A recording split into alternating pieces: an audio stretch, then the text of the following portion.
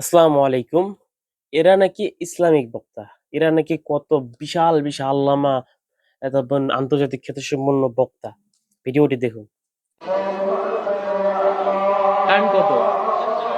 হ্যাঁ, মৌলভী সাহেব 15 মিনিট দেরি করতে পারতো না আজানটা আজকে? বলে রাখা তো দরকার ছিল। হ্যাঁ,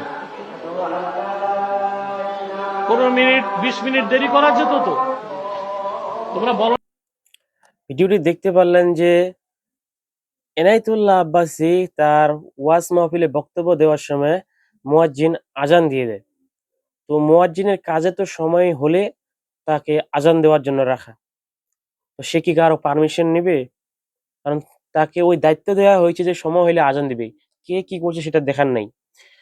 এখন সাধারণ রাজনৈতিক ব্যক্তি হলে সেটা আমরা অনেক সমালোচনা করি। তাকে এই করতে হবে, সেই করতে হবে। এখন যে এনায়েতুল্লাহ আব্বাসী এই যে আজান নিয়ে কথাটা বলল, এটা নিয়ে কিন্তু সমালোচনাই। কিন্তু এটা নিয়ে সমালোচনা হওয়ার উচিত ছিল। রাজনৈতিক ব্যক্তিরা তাদের ইসলাম সম্পর্কে জ্ঞান কম। তারা ইসলাম সম্পর্কে জানে কম। তাই তারা তাদের দলের স্বার্থে, তারা নিজের স্বার্থে ইসলামের যেকোনো বিরোধী কথা তারা বলতে পারে। হয়তোবা জ্ঞান কম কিংবা তাদের নিজের স্বার্থে ইসলাম বিরোধী কথা বলে। কারণ ইসলামকে তারা তেমন ভাবে মানে না। কিন্তু এনায়েতুল্লাহ আব্বাসী তিনি ইসলামের একজন, তাকে কেউ মুফতি বলে, কেউ আল্লামা বলে, কেউ আন্তর্জাতিক খ্যাতিসম্পন্ন বক্তা বলে। তিনি আজানকে দেরি করতে বলতেছেন তার ওয়াজের ময়দানে ওয়াজের বক্তব্য দিবে সেজন্য। অর্থাৎ আজান বন্ধ রাখে তার যেন ওয়াজ মাহফিলে তার বক্তব্য দিতে সমস্যা না হয়, এই জন্য মুয়াজ্জিনকে আরো 15-20 মিনিট দেরিতে আজান দিতে কেন বলা হলো না, তার এটা রাগ। ভিডিওটা আপনারা দেখতেই পাচ্ছেন। আমরা সাধারণ রাজনৈতিক ব্যক্তি হলে বা সাধারণ মানুষ হলে এটা মেনে নেওয়া যায়, কিন্তু একজন আলেম নামধারী হয়ে যদি এইভাবে কথা বলে যে তাকে 15-20 মিনিট পরে কেন আপনারা আজান দিতে বললেন না। ভাই, ইসলামে আজান দেওয়া অনেক অনেক গুরুত্বপূর্ণ। শুধু আজান দেওয়া না, সঠিক সময়ে আজান দেওয়া গুরুত্বপূর্ণ। সঠিক সময় যদি ইসলামে আজান না দেওয়া হয় তাহলে এর মধ্যে অনেক ফিতনা ঢুকে যাবে। ইতিমধ্যে বাংলাদেশে অনেক ঢুকে গেছি। আপনারা দেখবেন যে বর্তমান ফজরের আজানের সময় আমাদের গ্রাম অঞ্চলে কিন্তু অধিকাংশ গ্রাম অঞ্চলে দেরি করে আজান দেওয়া হয়। অর্থাৎ তারা জামাতের নামাজ পড়বে 10 মিনিট পর সূর্য উঠতেছে।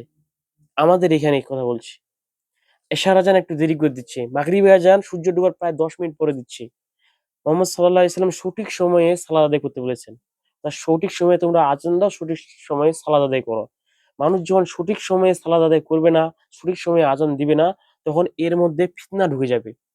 এদের মধ্যে সুন্নত বিরোধী কাজ ঢুকে যাবে, বিদআত ঢুকে যাবে, যা ভয়াবহ গুনাহর অংশ। বিদআত যখন একবার একটা সমাজে ঢুকে যায়, সেই সমাজটা একেবারে ধ্বংস হয়ে যায় বলা যায়। মানুষ ভাবছে তার এটা ভালো কাজ, কিন্তু মোহাম্মদ সাল্লাল্লাহু আলাইহি সাল্লাম যেটা করেনি সেটাই হচ্ছে বিদআত।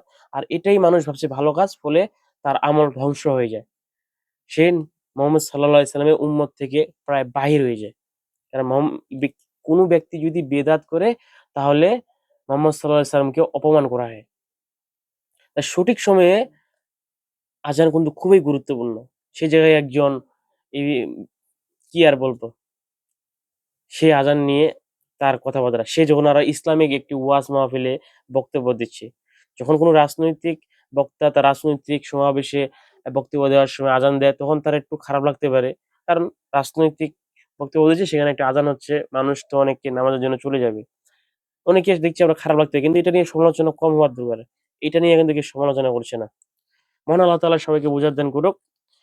আমার আশা যে আপনারা ভ্রান্ত হুজুরদের বাদ দিয়ে সঠিক আকীদার সঠিক হুজুরদের কথা শুনবেন, তাদের কথা শুনে মানার চেষ্টা করবেন।